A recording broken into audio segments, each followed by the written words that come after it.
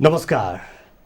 MCC सडकको राप अनि संसदको ताप यो विशेष प्रस्तुतिमा यहाँलाई स्वागत छ। म नयन सापकोटा। एमसीसी अन्ततः संसदमा टेबल भएको छ।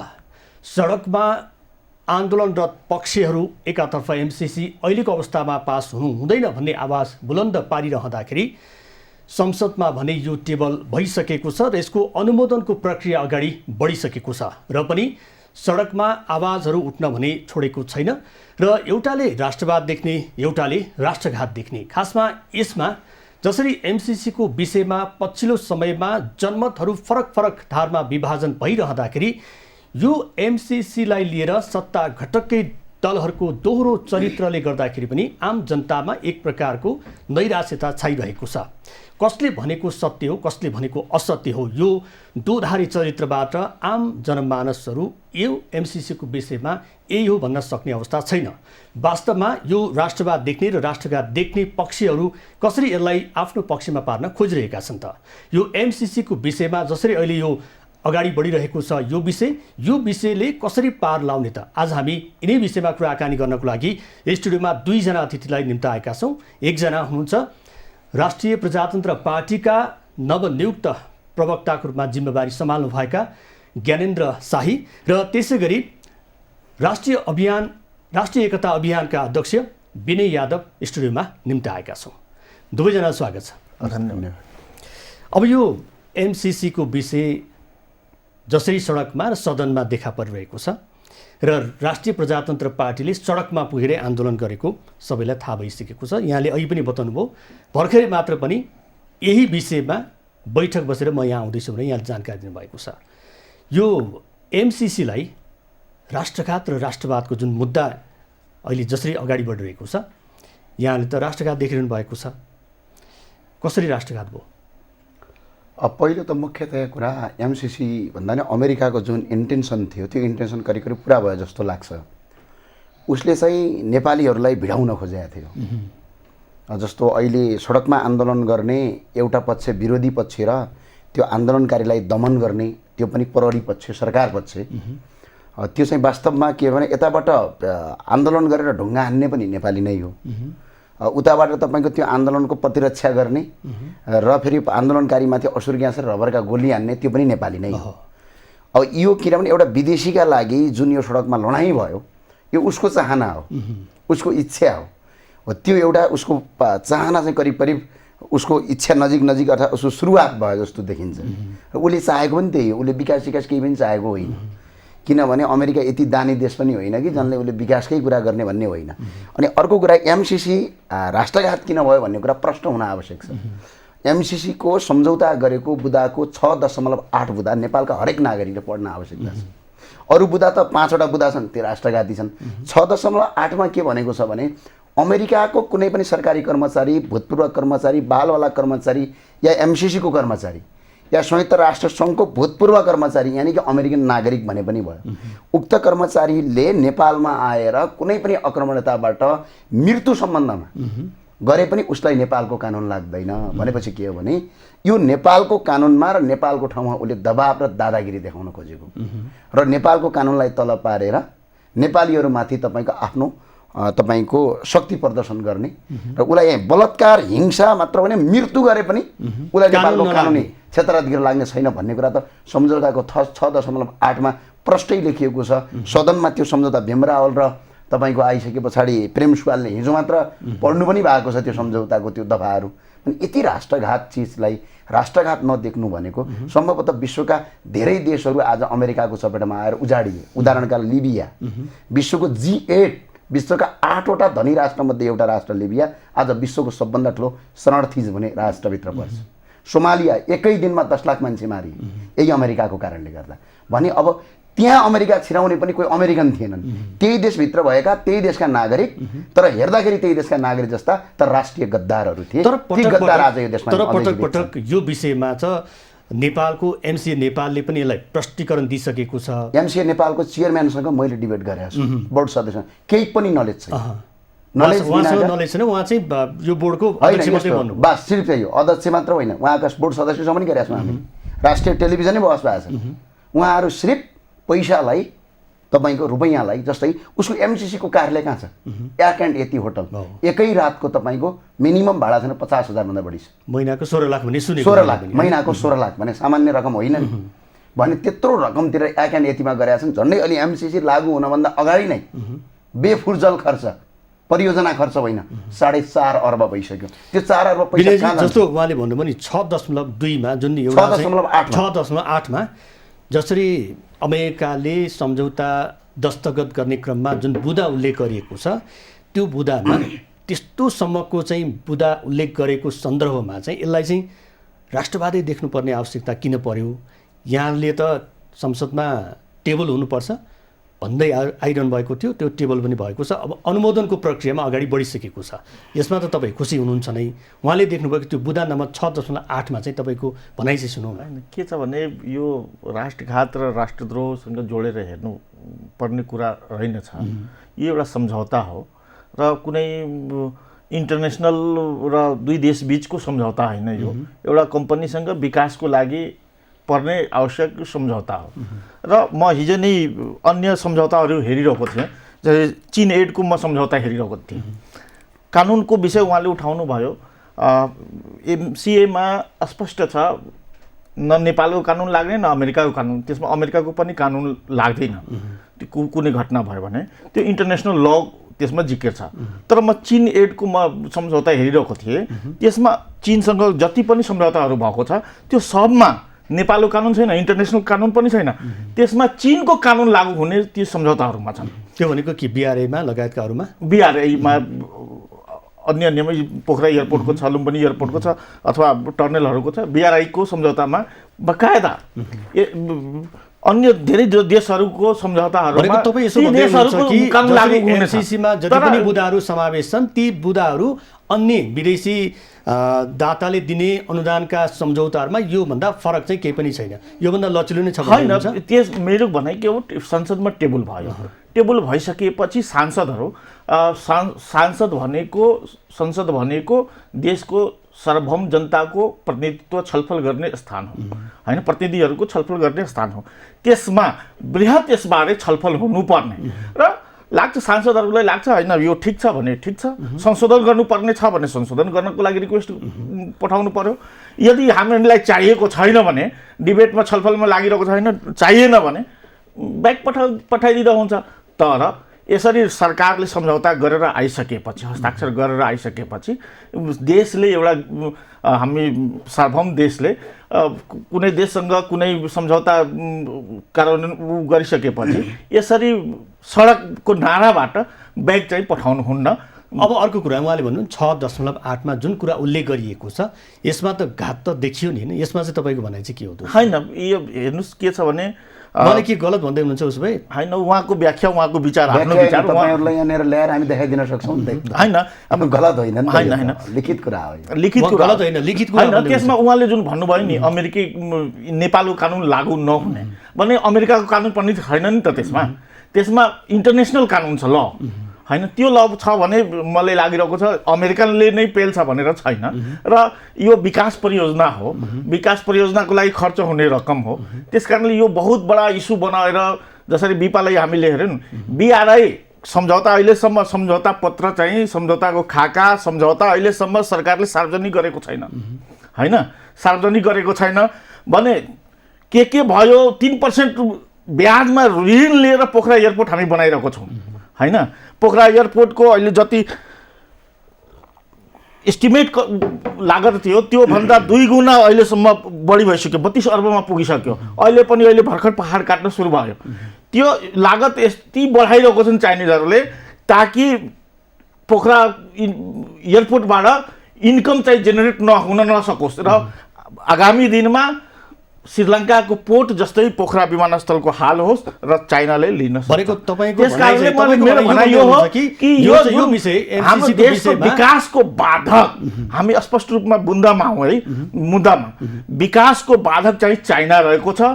र यो जति पनि विडम्बना, जति अन्य देशहरूको सम्झौताको जब कुरा आउँछ, चाइनाले त्यसले आफ्नो कम्युनिस्ट पार्टीको कार्यकर्ताहरू परिचालित गरेर त्यसलाई राष्ट्रवादसँग जोडेर ती सम्झौताहरूलाई खेर फाल्छ र उसको एक मात्र एजेन्डा छ भनेको चीनको तपाईँको कि भनाइमा अन्य चाहिँ देशसँग चाइनाले कम्युनिस्टहरूलाई चाहिँ परिचालित गर्छ। उहाँ त कम्युनिस्ट होइन, उहाँ त भर्खर राष्ट्रिय प्रजातन्त्र होइन, राष्ट्रिय प्रजातन्त्र म भन्छु, राष्ट्रिय प्रजातन्त्र पार्टी केपी ओली सरकारमा सहभागी हुँदा राप्रपाका मन्त्रीहरूले यसमा कुनै त्यस बेला समर्थन गरेका छन्, एमसिसीमा कुनै अवरोध गरेका छैनन्। न एमसिसी तपाईँ किन अगाडि बढाइराख्नु भएको छ, ती क्याबिनेटबाट पनि छोडिरहेका छैनन्।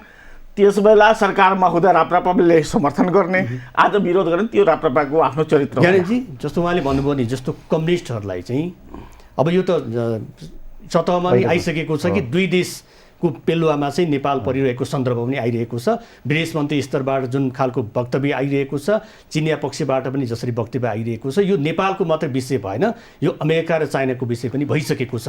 उहाँले भनेको जस्तो चाइनाबाट परिचालित कम्युनिस्टहरूको कारणले गर्दाखेरि विकास विरोधी अभियान चाहिँ सञ्चालन भइरहेको छ। तपाईहरू पनि त्यही कम्युनिस्टकै लाइनमा चाहिँ तपाईँहरू अगाडि बढ्नु भयो। पहिलो कुरा रापरपाले भन्दा रापरपाको त्यो सम्झौता ठिक छ भन्ने अध्यक्षले अहिले अर्को पार्टी खोलिसके, कुनै रापरपाको साधारण सदस्य पनि छैन। अर्को पार्टी होइन, राप्रपा नेपालै गठन गरिसक्नुभयो। एमसिसी सही छ भन्ने मान्छेहरू। अर्को कुरा उहाँले चीन कुरा गर्नु, अमेरिका छिमेकी होइन, चीन छिमेकी हो, यो कुरा यथार्थ रहोस्। कता कता लाग्छ मलाई इन्डो चीनको विरुद्धमा लागेको एउटा संस्था हो कि जस्तो पनि लाग्छ मलाई। उहाँको जो प्रतिनिधित्व गरेर आएको थियो, अहिले मैले भाषा बुझ्दा उहाँ 3-4 वटा उहाँ अत्याधिक कमजोरी देखेँ मैले, उहाँको अलिक अध्ययनको कमी देखेँ मैले। पहिलो कुरा यो देशको सम्झौता होइन, यो कम्पनीको सम्झौता भन्नुभयो। एमसिसी अमेरिकाको सरकारी निगम हो, यो अहिले उहाँले पहिला बुझ्दा हुन्छ। सरकारी कम्पनी हो, कम्पनी होइन, निगम भने कम्पनी होइन। तपाईँले अलिकति अध्ययन गर्नु पर्यो यसमा। अमेरिकाको सरकारी निगम हो। निगम भनेको अमेरिकन सरकारको एजेन्ट, सरकारको सरकारी स्वामित्व भएको सरकार हो। अनि अर्को एउटा कुरो उहाँले अर्को कुरा चीनको कानुनको कुरा गर्नु। चीनको बिआरआई कन्सेप्टमा एउटा कुरा म गर्छु, त्यो सदनमा गएको छैन कि। सदनमा जाने बित्तिकै त्यो विधेयक बन्छ, त्यो नीति बन्छ, त्यसलाई फेरि परिमार्जन गर्नका लागि भोलि फेरि 2-3 चाहिन्छ। तर मन्त्री परिषदले गरेका निर्णयहरू भोलि तपाईँलाई ठिक लागेन भने अन द स्पोट कुनै समयमा फेरि मन्त्री परिषदको बैठक गरेर त्यसलाई समावेश गर्न सकिन्छ, एउटा कुरा। अर्को कुरो संसदले रिक्वेस्ट गर्नु पर्यो, ठिक छैन भन्ने कुरा, त्यसमा पनि उहाँको कमी देखियो। सदनको सचिवालयले यहाँभन्दा अगाडि एमसिसीलाई पत्र काटेको छ, यी बुदाहरू राष्ट्रघात छन्, यी बुदाहरू फिर्ता गरेर हामी अगाडि बढाउँछौँ भनेर संसदको सचिवालयले चिठी काटेको छ भदौको महिनामा, फतिमा सुमारको भ्रमण पछाडि। तर त्यतिखेर उसले त्यो चिठीमा हामी एज इट इज पास गर्छौँ भनेर उसले धम्कीसम्म दिएको छ। त्यति मात्र होइन, नेपाल एउटा सार्वभौम राष्ट्र कति सजिलो भाषामा भन्नुभयो उहाँले। मलाई त अमेरिकन जस्तो लाग्यो उहाँ नेपालमा बसेको, किनभने 2-4 जना ती वकिलहरू रहेछन् नेपालमा, नेपाली नागरिक तर नेपाली टोपी लगाउने, अमेरिकाको नागरिक भनेर नेपालमा बस्ने। अनि यिनीहरू अहिले खुब त्यो मिडियाहरूमा मजाले त्यो बहस गरिरहेछन्। एमसिसी छ भने उदाहरणका लागि गान्धी पण्डितकै कुरा गर्नुहोस्, उहाँ स्वयं नेपाली नागरिक होइन, बुझ्नुभयो कि नै? आज पनि तपाईँहरू त्यस्ता व्यक्तिहरूको नेपालमा हाबी छ। र अर्को कुरा उहाँले गरेको प्रस्तुत कुरा के हो भने सदनले रिक्वेस्ट पठाइसक्दा एउटा सार्वभौम देश हो भन्नुभयो उहाँले, स्वतन्त्र देश हो। स्वतन्त्र देशको एउटा प्रधानमन्त्रीलाई एउटा सहायक मन्त्रीले फोन गरेर थर्काउन मिल्छ? त्यो कुन देशको कानुनमा लेखेको छ? भर्खरै आयो नि, एउटा सहायक मन्त्रीले भनेको अहिलेको विदेश मन्त्रीले थर्काइसके पछाडि अनि थर्काउँदा चाइनाले त्यसको जवाब चाइना र अमेरिका स्पष्ट भयो नि यो कहाँबाट परिचालित आन्दोलन हो भनेर। सुन्नुहोस् है, कुरा चाइनाको भएको छैन, यहाँ कुरा एमसिसीको भएको छ। उहाँलाई चाइनाको बहस गर्नु छ भने कुनै चाइनाको सोमा लानुहोस्, एमसिसीको बहस हो। एमसिसी सही या गलत र एमसिसी किन यो देशमा घातक छ, किन यो देशमा तपाईँको आउनको कारण के, त्यसमा बहस गरौँ न, बहस विषयवस्तुमा। अब चाहिँ यहाँ तपाईँसँग सोध्न चाहन्छु, जसरी यो एमसिसीको विषयमा राजनीतिक दलहरू बिच चाहिँ बेमेल हुँदाहुँदै पनि यो संसदमा टेबल भइसकेको छ। सत्तारूढ घटकै पार्टीका नेताहरूले पनि त्यहाँ आफ्नो आवाज बुलन्द पारे, स्वयं झलनाथ खनाल त्यसमा समाहित भए। नेकपा एमालेका नेता भीम रावले समेत आफ्नो स्पष्ट रूपमा आफ्नो भनाइ राखिसकेका छन् र पनि संसदमा टेबल भइसकेको छ। अब अरूले चाहिँ नेपाली कङ्ग्रेस, मूल रूपमा चाहिँ नेपाली कङ्ग्रेसले यसले उठान गरिरहेको छ। नेकपा एमालेको पालामा यो संसदमा टेबल भएको त्यत्तिकै अड्किँदै अहिले यो अवस्थामा आइरहेको छ। अब यसलाई संसदमा लगेर छिनोफानो गर्दै त सकिहाल्यो नि भन्नेहरूलाई चाहिँ के भन्नुहुन्छ तपाईँ? मेन कुरा कस्तो, मुख्य कुरा कस्तो हो भने जुन विषयवस्तु नेपाली जनताको हितमा छैन भन्ने कुरा सबैलाई थाहा छ। र र सांसदको र नेपालको संसदको मर्यादा के हो, संसदको काम के हो, हामीले संसदको परिकल्पना कसरी गरेका थियौँ भने कुनै पनि विधेयकहरू कुनै पनि त्यो पनि अर्काको देशसँग गर्ने विधेयक हो। यहाँ यी जम्मा अहिले सदनमा भएका उनीहरूको देश मात्र होइन, कतिजना छन्, 275 जनाको मात्र देश हो यो। ती 275 जना जुन जुन संसदबाट निर्वाचित हुनुहुन्छ ती उहाँहरूले त्यो पहिला संसदमा टेबल गर्नभन्दा अगाडि त्यो लगेर जनता कहाँ छलफल चलाउनुपर्छ कि पर्दैन? कहीँ देख्नुभयो कुनै सांसदले कुनै सार्वजनिक कार्यक्रम गरेको देख्नुभयो? नेपालका संसदहरूको काम त कुनै पनि सदनमा टेबल गर्दाखेरि लोकतन्त्रको सबभन्दा परिभाषै त्यही हो नि। उहाँले जनता कहाँ गएर आफ्नो निर्वाचन क्षेत्र कहाँ गएर त्यहाँका त निर्वाचन क्षेत्रका जनताको राय र सल्लाह ल्याएर सदनमा प्रस्तुत हुने हो। आफूलाई फाइदा लाग्यो ठिक लाग्यो भन्ने होइन, यहाँ कुनै संसदलाई मन पर्यो भन्ने होइन, उनलाई मन पर्नु र नपर्नुमा कुनै पनि महत्त्व रहँदैन लोकतन्त्रमा। लोकतन्त्रमा जुन निर्वाचित क्षेत्रबाट निर्वाचित जनता छ त्यसको बहुमतको कदर गर्नुपर्छ। आज पनि म खुल्ला चुनौतीका साथ भन्छु, नेपाली काङ्ग्रेसका सांसदहरू गगन कुमार थापाहरू जानुस् न निर्वाचन क्षेत्र, गगन कुमार थापाजीको निर्वाचन क्षेत्र नम्बर 4 काठमाडौँ, उहाँको घरकै अगाडि छ, हिम्मत र दम छ गगन कुमार थापाको। अनुमोदन गर्छु अनुमोदन गर्ने भने गगन कुमार थापाको बोली अनुमोदन होइन, उनी यो देशको कोही पनि होइनन्, एउटा नेपाली काङ्ग्रेसको कार्यकर्ता मात्रै हुन्। र उहाँ कार्यकर्ता भन्दा ठुलो नेपालको सांसद हो। सांसद भएपछि उहाँ निर्वाचन क्षेत्र 4 नम्बरको सांसद हो। उहाँको निर्वाचन क्षेत्र 4 काठमाडौँमा भोलि नै यदि दम छ भने नेपाली आमाको सपुत हो भने ल बहस गर्नु, सार्वजनिक बहस। उहाँको निर्वाचन क्षेत्रमा उहाँ माननीय संसद भएरै त्यो कार्यक्रमको प्रमुख सभापति भएर एमसीसी ठिक छ कि छैन भन्ने कुरा बहस चलाएर सम्झौता बुदाहरू ल्याएर सदनमा प्रस्तुत गर्ने कि उनलाई कुन सम्झौता मन पर्यो, कुन मन परेन, कुन ठिक लागेन, उनले आफ्नो मनमर्जी गर्न पाइन्छ लोकतन्त्रमा। यही हो लोकतन्त्रको परिभाषा। कुनै पनि सम्झौता लागू गर्दाखेरि भारतलाई सोध्नुपर्ने भन्ने बुदा छ एमसीसीको सम्झौताभित्र। त्यो बुदा किन राखियो भनेको यो विषयमा जसरी अहिले बहस भइरहेछ भारत चुप लाग्नु कारण पनि त्यो होला। नेपालको अस्पष्ट पार्नु भारतसँग सोध्नुपर्ने केमा हो, केमा त्यही त खोजिरहेको छु। भारत म भन्दैछु स्पष्ट त्यसमा छ, यो प्रसारण लाइनको काम हो हैन। प्रसारण लाइन र रोडमा यो अनुदान चाहिँ लागू हुने हैन। प्रसारण लाइन अब कहाँबाट कहाँदेखि रक्सौलबाट गोरखपुरसम्म बनाउने हैन। अब उसको भारतमा प्रसारण लाइन हामीले बनाउने भने भारतसँग सोध्ने कि नसोध्ने? काठमाडौँमा अथवा नेपालमा भारतले अथवा चाइनाले अथवा अरू कुनै देशले प्रसारण लाइन बनाउँदा हामीसँग सोध्ने कि नसोध्ने? भारतीय बोर्डरमा बनाउने भन्ने होइन यो, उहाँले अलिकति अध्ययन कम गर्नु। गोरखपुरसम्म बनाउने हो प्रसारण लाइन। हजुरको यो विषय जसरी प्रसारण लाइनको विषय छ, गोरखपुरसम्म बनाउने हो प्रसारण लाइन। प्रसारण लाइन यसरी छ, गागलफेदी रातेमाटे हुँदै सुनौलसम्मको प्रसारण लाइन अनि भारतको अनुमति लिनुपर्छ भनेको छ। त्यो भारतको भूमि हो, त्यस्तो हो होइन। भूमिको लागि होइन, प्रसारण लाइन बेच्ने कहाँ? भारतलाई बेच्ने हो भनेको त्यो प्रसारण लाइन यदि भारतको बोर्डरभन्दा भारत त्यो टावर बन्नका लागि भारतको बोर्डरभन्दा पारी टावर बनेर भारतलाई सोध्नुपर्ने भन्ने कुरामा म उहाँको कुरामा सहमति हो। तर यहाँ के छ भने गागलफेदी रातेमाटे टावर बनाउन भारतलाई सोध्नुपर्ने रातेमाटे हुँदै सुनौलको लाइन बनाउँदाखेरि यहाँदेखिको यहाँसम्म गोरखपुरसम्मको प्रसारण लाइन बनाउँदाखेरि हैन। तपाईलाई एउटा कुरा भन्छु, यो माटो कसको? भारतको हैन, नेपालको लागि नेपालको माटोमा बन्ने टावर नेपालीको अधिकार होइन। पनि मैले रोक्न आएँ विनयजीलाई मैले एकैछिन रोकेँ। दर्शक आज हामीसँग एमसीसीको यो विषयमा बहस गर्नको लागि 2 जना अतिथि निम्ति आएका छौँ। राष्ट्रिय प्रजातन्त्र पार्टीका प्रवक्ता ज्ञानेन्द्र शाही र राष्ट्रिय एकता अभियानका संयोजक विनय यादव। उहाँसँग गरिएको कुराकानीको क्रम एकैछिन पछाडि जोड्नेछौँ, हामीसँगै रहनुहोला।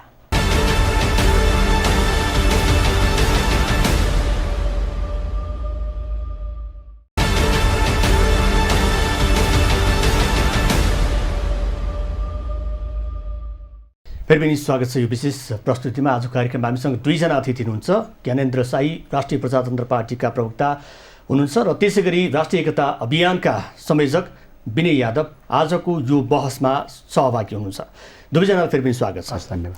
अब विनयजीसँग सोधेँ, जस्तो अब ज्ञानेन्द्रजीले भन्नुभयो कि नेपालको भूमिमा जुन टावर निर्माण गर्नुपर्ने विषय छ यो विषयमा भारतलाई सोध्नुपर्ने बुदा यो आफैमा राष्ट्रघाती छ भनेर उहाँले उल्लेख गर्नुभएको छ। त्यो बुदा त्यो एमसीसीको सम्झौतामा उल्लेख गरिएको छ। यो त अलिक गलत भयो नि होइन? मैले के भने संसदमा टेबल भइसक्यो, सांसदहरूले यसमाथि बृहत छलफल गर्नुपर्छ होइन। जहाँ जे आवश्यक पर्छ हामीलाई चाहिन्छ भने इट्स ओके, चाहिँदैन भने फिर्ता पठाउँ। तर यसलाई विकासको काम हो, विकासको काम अनुदान मा राष्ट्रघात हेर्ने र लोन ऋण लिएर चलाउनेलाई सजिलो पास गरिदिने, सजिलो उ गरिदिने, ब्याज तिर्ने, भोलि पे ब्याक गर्न नसकेपछि उसलाई बुझाइदिने, यो चाहिँ अलिकति मिलेन। त्यस कारणले झलनाथजी प्रधानमन्त्री हुँदाखेरिको यो कुरा हो। लगभग त्यसपछि बाबुरामजी, केपी ओलीजी, देउवाजी सब प्रधानमन्त्री भए, धेरैजना मन्त्री पनि भए। विचार फरक हुन सक्छ, सबैको विचारको कदर पनि हुन पर्छ र सबैको विचार चाहिँ यो देशलाई कसरी अगाडि बढाउने, अहिले हाम्रो देशलाई सबै दुनियाँको सबै देशको आवश्यकता छ हैन। यस्तो परिस्थितिमा सबले आफ्नो देशको विकासकै लागि सोचेर यो सम्झौता अगाडि बढाएका हुन्। कसैले राष्ट्रद्रोहको लागि बढाएका हैन। विकासको योजनामा किन विरोध गर्नु भएको हैन? उहाँले के त मलाई बोल्न दिनु। संसदमा टेबल भएको छ, संसदमा टेबल भइसके पछाडि त त्यहाँ त आफ्नो कुरा राख्ने हो नि त। म एउटा कुरा उहाँलाई अर्कै अर्को कुरा बहस गर्दाखेरि कि त मैले उहाँको कुरा सुन्नु पर्यो कि त उहाँले मेरो कुरा सुन्नु पर्यो। बल्ल बहस गरेपछि रमाइलो हुन्छ। मुख्य कुरा उहाँले अनुदान भन्नु, उहाँ आफैमा त्यसमा अध्ययनको कमी देखियो। अमेरिकन राजदूतले यो अनुदान होइन, यो एउटा इन्भेस्टमेन्ट हो भन्ने भूषण दाहालको टक सोमा बोलेर अमेरिकन राजदूतले भन्नुभएको छ। रेन्डी बेरीले भन्नुभयो। रेन्डी बेरीले भूषण दाहालको त्यो द ब्राभो भन्ने सोमा उहाँले यो यो अनुदान होइन, यो इन्भेस्टमेन्ट हो, यो लगानी हो भन्नुभएको छ। अर्को एउटा कुरो कस्तो छ भने ऋण लिने नलिने भन्ने कुरा, एमसिसीको 55 अर्ब त्यति धेरै ठुलो होइन। उहाँले भने चित्त दुख्ला, भारतीयहरू नेपालमा आएर व्यापार गर्छन्, यति ट्याक्स छल्छन् कि यिनीहरूले देशलाई खोक्रो बनाउन सबभन्दा बढी यिनीहरूको हात छ। यति कर छल्छन् कि यी कर छल्नेहरूका 10 जना मात्र व्यापारी लगेर जेल हालेर यिनको करको तपाईँको दायरा तपाईँको ट्याक्स उठाउने हो भने 55 अर्ब होइन 5 खरब पैसा उठ्छ। हेर्नुहोस् है, त्यो त अब त्यो त हामी चुक्यौँ। पैसा उठाउने कुरामा यो अनुदान यो 5 खर्ब 50 खर्ब भइदिए ओहो देशै कायापलट हुन्छ हजुर भन्न एउटा स्वाभाविकै होला। मानौँ 55 अर्ब रुपैयाँ भनेको त्यो केही ठुलो रकम होइन। 16 खर्बको देशमा बजेट भएको छ। 62 अर्बका मुद्दा स्वयं हामीले जित्या हो एनजिएलको, त्यो उठाउनतिर त खै उहाँहरू खै देख्नु भएन। हामीले बरु सडक आन्दोलन व्यापक गऱ्यौँ, किन पैसा यहाँ ठुलो कुरा होइन, पैसासँग आएको शर्त ठुलो कुरा हो। ऋण लिने र दिने भन्ने कुरा एउटा स्वाभिमानी नेपालीहरूको जहिले पनि एउटा कुरो के हो, अहिले हामी गरिब बन्यौँ यो हामी स्वीकार्न तयार छौँ, तर हामी भिखारी चाहिँ होइनौँ है। गरिब बन्यौँ तर भिखारी होइनौँ। एउटा भारतले एउटा आफ्नो इतिहास सुन्नु के छ भने हिजो संयुक्त राष्ट्रसङ्घको सदस्य पनि यही नेपालले भारतलाई बनाइदियो है। हिजो भारतको आन्दोलनमा गान्धीलाई ल्याएर गान्धीका आन्दोलनमा अङ्ग्रेजका विरुद्ध नेपालले गरिदियो है। भारत भन्ने देशै थिएन, नेपाल देश थियो है। अहिले अलिकति ठुलो भए भन्दैमा हामीमाथि त्यो दादागिरी हामी सहँदैनौँ। ऋण भनेको कुरा के हो भने ऋण स्वाभिमानका साथ लिने हो। आज पनि तपाईँले मैले ऋण लिने हो, ऋण लिएपछि तिर्ने गरी लिने हो, ऋण स्वाभिमानका साथ लिने हो। अनुदान हो भन्दैमा आफ्नै आमालाई बेच्न सकिन्छ, कसैले पैसा दियो भन्दैमा आमा बेच्न उहाँले भन्नुभयो नि यो अनुदान हुँदै होइन, यो लगानी हो भनेर स्वयं अमेरिकाका अधिकारीले भनिसकेपछि राजदूतले के बोले, किन राजदूत भनेको जहाँ लिखित छ नि, जहाँ सम्झौता एक्ट छ त्यहाँ चाहिँ के लेखेको छ, राजदूतले के बोलिन्, त्यसको प्रतिनिधिले के बोले, त्यसको मन्त्रीले के बोले, त्यो खासै सम्झौता गर्दाखेरि सम्झौतामा के उल्लेख छ, अनुदान छ कि छैन भनेको अहिलेको जुन यो सडकको आन्दोलन विभिन्न दलहरू यसमा समाहित छन् र स्वयं सत्ता घटकका दल पनि यसमा यो एमसिसी राष्ट्रघात नै छ यथास्थितिमा संसदमा लानु हुँदैन भन्दा पनि लगिएको छ। कार्यव्यवस्था परामर्श समितिमा सहमति भयो र सभामुखले टेबल गर्न स्वीकृति प्रदान गरे। तपाईँले देखेको चाहिँ यसमा चाहिँ के यो नेपालको विवेकले चाहिँ प्रयोग गरिरहेको छैन, अर्कैको विवेकले चाहिँ यसमा हाबी भइरहेछ भन्न खोज्नु भयो? एकदम सत्ता गठबन्धनले पनि रुममा जाँदा बैठकमा जाँदा सहमति गरेपछि नै टेबल भएको हो मलाई जहाँसम्म लाग्छ। तर बाहिर आएर कार्यकर्ताहरूलाई यो चाल्ने जुन काम भएको छ कतै न कतै यो चाहिँ द्वैध चरित्रको मानसिकता हो। टेबल भइसकेपछि छलफलमा लैजानुपर्छ, छलफल हुनुपर्छ, वृहत छलफल हुनुपर्छ, आफ्नो आफ्नो तर्क दिनुपर्छ। ज्ञानजी जब तपाईँलाई मैले रोकेँ जस्तो यो एमसिसीको विषयमा बाहिर एउटा कुरा गर्ने भित्र अर्को कुरा गर्ने, एमसिसी टेबल गर्न स्वीकृति नदिए भए त सभामुखले टेबल गर्न दिँदैन थियो होला होइन। सडकमा फेरि त्यही सत्ता घटकै मान्छे चाहिँ सडकमा पनि जाने, संसदमा पनि नाराबाजी गर्ने, तर कार्यव्यवस्था परामर्श समितिको बैठकमा ल टेबल गर्न दिउँ। अब गठबन्धन भत्केला भयो कि भन्ने डर पनि छ उहाँहरूलाई होइन। यस्तो अवस्थामा त तपाईँहरूले गरेको आन्दोलन पनि व्यर्थ हुने भयो, जनतामा जति पनि स्वतःस्फूर्त रूपमा चाहिँ देशको अस्मितामाथि प्रहार भयो भन्नेहरूमाथि पनि घात भयो। यसलाई चाहिँ यहाँले कसरी हेर्नु त अब? यो दोहोरो चरित्र चाहिँ कम्युनिस्टको दोहोरो चरित्र हुन्छ पहिला भन्ने हामीले सुनेका थियौँ। अहिले चाहिँ प्रत्यक्ष देखियो। त्यो प्रचण्डको त 5औं चरित्र देखियो भनेर आज एउटा नेपालको मूलधार मिडियाले पनि लेखेको छ। किनभने अब 2 जिब्रे भन्थे माओवादी अध्यक्ष प्रचण्डले, अब 5 जिब्रे भए। अब यस्तोसम्म तपाईँको छ कि यो एमसिसी ल्याउने यदि कोही हो भने यही माओवादीको सरकार र कङ्ग्रेसको सरकार नै हो।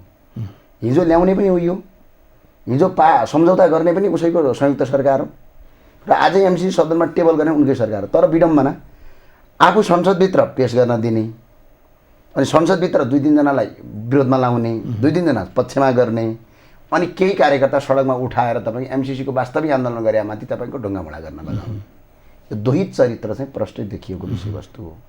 तर ती कार्यकर्ताहरू चाहिँ के हुन् भने फेरि कार्यकर्ता अहिले अन्जान छन्। साँच्चै एमसिसीका विरुद्धमा चाहिँ कार्यकर्ता कम्युनिस्टका हुन्, काङ्ग्रेसका हुन्, चाहे तपाईँको मधेसवादी दलका कार्यकर्ताहरू म्याक्सिमम विरुद्धमा छन्। तर नेताहरूको चाहिँ दोहित चरित्र, दोहोरो चरित्रले यो आज मुलुक यो अवस्थामा पुगेको पनि कारण यही हो। तर प्रमुख दलले जे गर्छन् त्यो जनताले सरासर मान्नुपर्ने अवस्था पनि सिर्जना भइरहेको छ। यसलाई प्रजातन्त्र भन्दैन, यसलाई यदि कसैले लोकतन्त्र भन्छ भने त्यो आफैमा बेखुफ हो। किन बेखुफ हो भने लोकतन्त्रमा त यस्तो चिज हुँदैन। कुनै पनि सदनमा ल्याउँदा, टेबलमा ल्याउँदा, टेबल गर्नभन्दा अगाडि जनताको हितमा छ कि छैन भन्ने कुरा पढ्नुपर्छ, बुझाउनुपर्छ, गोप्य क्षमता गरेर तपाईँको र मेरो या अर्थात् तपाईँको अर्थमन्त्रीज्यूको या तपाईँको आएर तपाईँको गृहमन्त्रीज्यूहरूको घरभित्रको समस्या त होइन नि। यो सिङ्गो देशको कुरा हो। देशको कुरामै छलफल, बहस, त्यसपछि आएर तपाईँ जनतामाझमा त्यसका राय, सल्लाह, सुझाव लिनु परेमा कहीँ कतै लिएको देखिएन। तपाईँले चाहिँ जसरी यो अमेरिकी सहयोगमा जसरी यो अनुदान तपाईँले भन्नुभएको छ, उहाँले चाहिँ यो लगानी हो भनेर भन्नुभएको छ।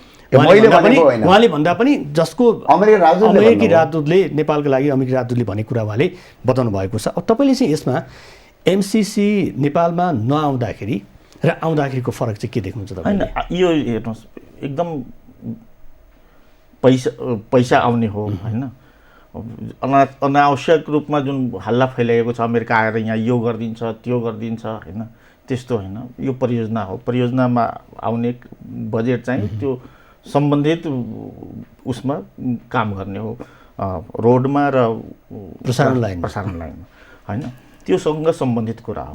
अब यसमा नआयो भने के हुन्छ? नआयो भने सरकारले एउटा कमिटमेन्ट गरेको छ होइन, त्यो भोलि अरू ठाउँबाट पनि अनुदान अथवा सहयोग लिन सक्ने वातावरण चाहिँ गयो भने, यसरी नै गयो भने, टेबुलै नगरिकन गयो भने भोलि अरूकोमा कसरी गएर भन्ने कि हामी यो अनुदान अथवा सहयोग नेपालले गर्नु पर्यो भनेर सरकारसँग एउटा नैतिक बल हुँदैन।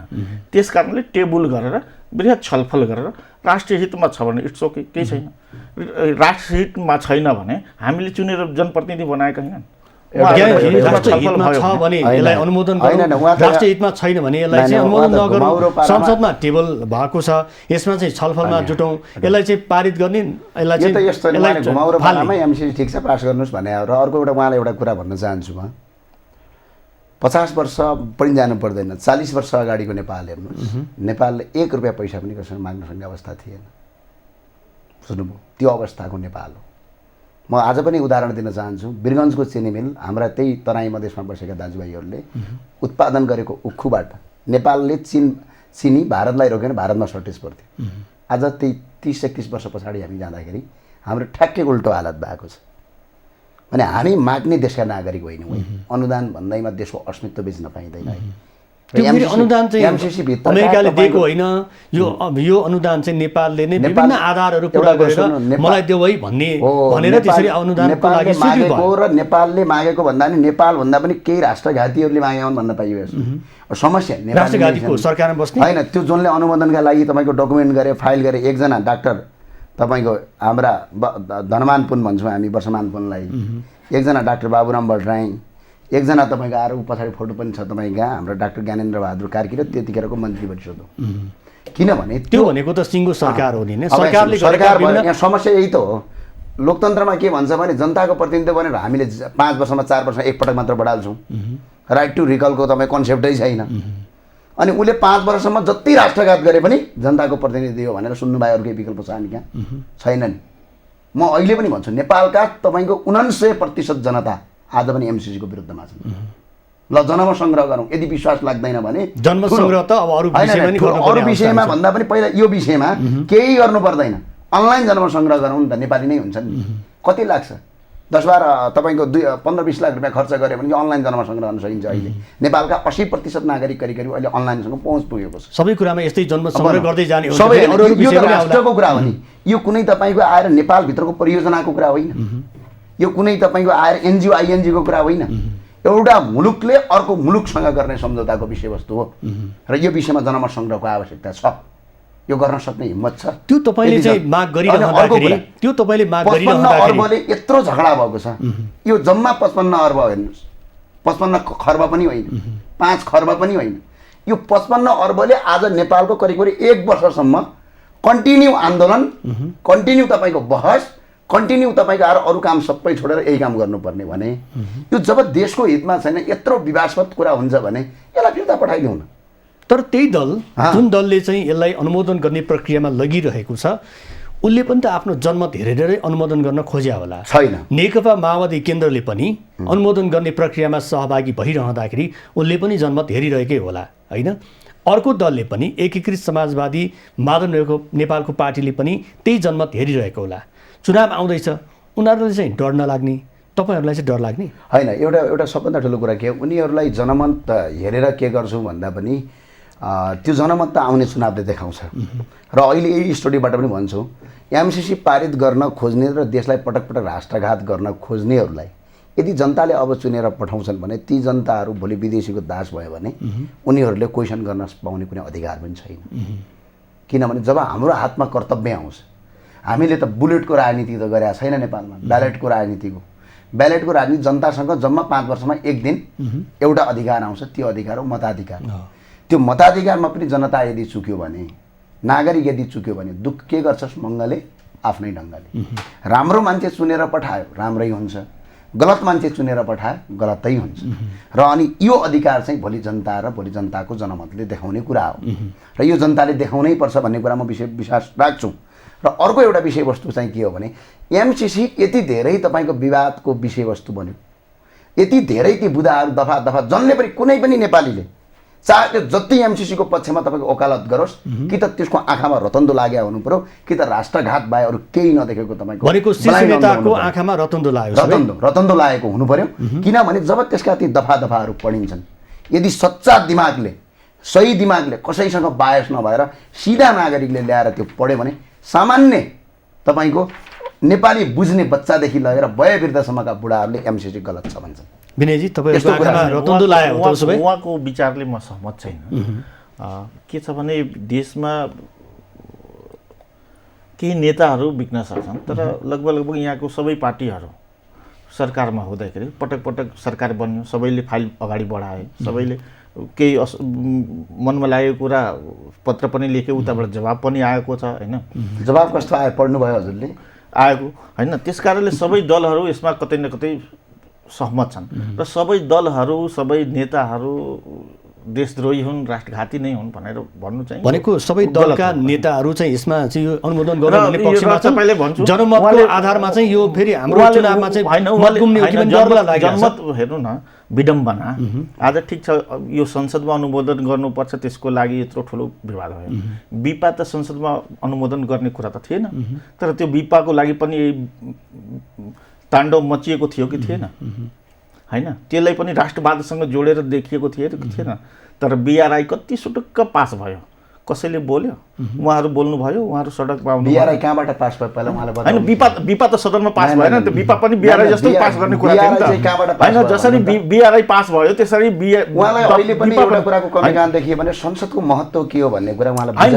हो विनयजी, तपाईँलाई संसदको महत्त्व प्रति चाहिँ उहाँले प्रश्न संसदले पारित गर्यो भने के हुन्छ, मन्त्री परिषदले पारित गर्यो भने के हुन्छ, मन्त्रालयले पारित गर्यो भने के हुन्छ, नगरपालिकाले पारित गर्यो भने के हुन्छ भन्ने विषयवस्तुको उहाँसँग त्यो ज्ञान नभएकै हो। उहाँलाई अरू पनि ध्यान दिनुपर्ने के कुरा छ भने नि, अर्थ मन्त्रालयले यो सम्झौता गरिसकेपछि कानुन मन्त्रालयमा पठाएको, कानुनले चिठी लेख्यो, एउटा कानुनले चिठी लेख्यो संसदमा लग्ने भनेर होइन। अमेरिकाले पनि भनेको होइन, अथवा नेपाली टोपी लगाउने यो देशमा कमी छ र होइन।